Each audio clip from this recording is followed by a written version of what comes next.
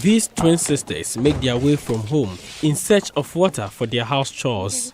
They always pray for rains. When it fails, their opportunity to harvest rainwater from the roof is dashed. Along the road to the water source, the number of children heading there swells. The water oozes from a rock through a small canal, gathers at a small opening and scooped into containers.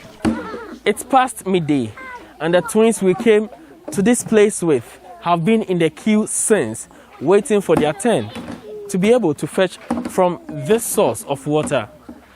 It's the ordeal they have to go through on daily basis before they are able to get some water for household activities and also some water for school when it's school day. Augustina Pokia describes the challenge they go through on daily basis to get water before going to school. On school days, we wake up at dawn to fetch water. The queue sometimes is very long that we end up running late for school. As a daily routine, every child in the 2 government basic schools here at Ninting is expected to send a gallon of water to school. This is a challenge for pupils here, especially now that more water will be needed in schools due to the hand washing protocols of the pandemic. I wish we had water in school for hand washing and other chores. Unfortunately, we don't have.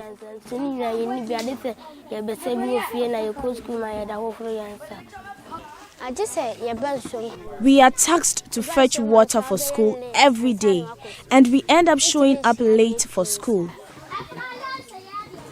The COVID-19 pandemic has demonstrated the critical importance of sanitation, hygiene, and adequate access to clean water for preventing and containing diseases. Here at Nintin, this surface water, known as Ninting, complements water from the rocks, but the route to the source is hilly and daunting. The untreated water source also dry up. At this time, we are fortunate it is raining at this time of the year. All water sources would have dried up. When this water dries, we go to the next village and the fighters to the water since it's theirs. Efforts to get water supply extended from Mampong to nearby Ningtin, which is just 4 kilometers away, have proven futile. Head of Ningtin royal family, Nana Eduasare, says attempts to get regular supply of water in the peak of the pandemic have failed. When Anado announced that communities without water, the assembly should supply them with free water. So they brought the polytanks, we raised it, and then we were expecting that they will bring us water.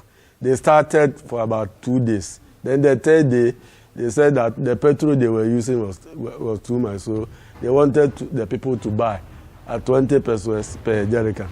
So when they bring the water, the people will line up and buy, but they stopped buying. Community leaders are expecting the local authority to urgently attend to the water needs of the children as schools resume. We have 2 primary schools and then 2 JHS, but they are on separate grounds. So we need about 3 polytanks now, so that we can raise them, so that when they get the Berenka buckets, they can have access to water. In Ghana, available statistics indicate less than 2 in 5 Ghanaians drink safe water. Also, 3 out of every 5 schools are without water supplies.